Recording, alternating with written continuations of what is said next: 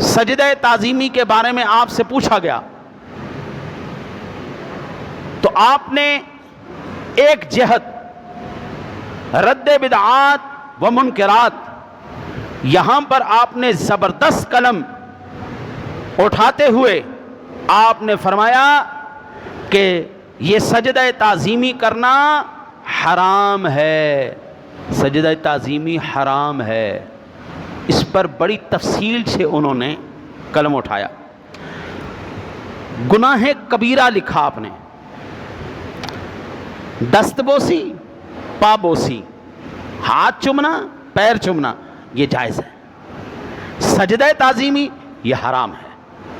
مزارات پہ حاضری بالاتفاق جائز ہے، طواف مزارات بالاتفاق حرام ہے۔ ٹھیک ہے جی؟ اچھا جی حضور، اب وقت کے دامن میں وسعت نہیں، تفصیل سے میں آپ کو عرض کرتا چلا جاؤں۔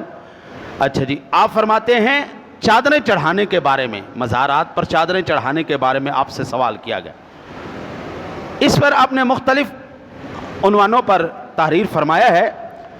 ایک بدعت بلا ضرورت تہ در تہ چڑھائی جانے والی چادریں بھی ہیں، اس کی سختی سے ممانعت کرتے ہوئے ارشاد فرمایا جب چادر موجود ہو اور وہ بھی پرانی یا خراب نہ ہوئی کہ بدلنے کی حاجت ہو تو بیکار چادر چڑھانا فضول ہے، بلکہ جو دام یعنی مال اس میں صرف کریں وہ ولی اللہ کی روح مبارک کو ایصال ثواب کے لیے کسی محتاج کو دے دیں۔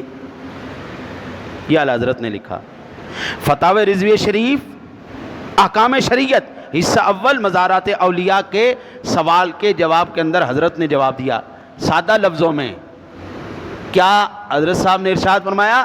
آپ نے فرمایا یہ جو آپ چادر کے اوپر چادر کے اوپر چادر کے اوپر، ابھی یہ دادا صاحب کورس ہوا نا جی، بلا مبالغہ کم از کم لاکھوں چادریں چڑھی ہوں گی، لاکھوں چادریں چڑھی، اور اکثر چادروں کی توہین ہو رہی ہوتی ہے۔ کوڑوں کے اندر، نالوں کے اندر یہ چادریں جن کے اوپر پھر اللہ کا کلام لکھا ہوتا ہے، یہ توہین ہو رہی ہوتی ہے۔ صورتیں لکھی ہوئی ہیں، کلمے لکھے ہوئے ہیں، آیت الکرسی لکھی ہوئی ہے، چاروں کل لکھے ہوئے ہیں، یہ سارے توہین ہو رہی ہوتی ہے۔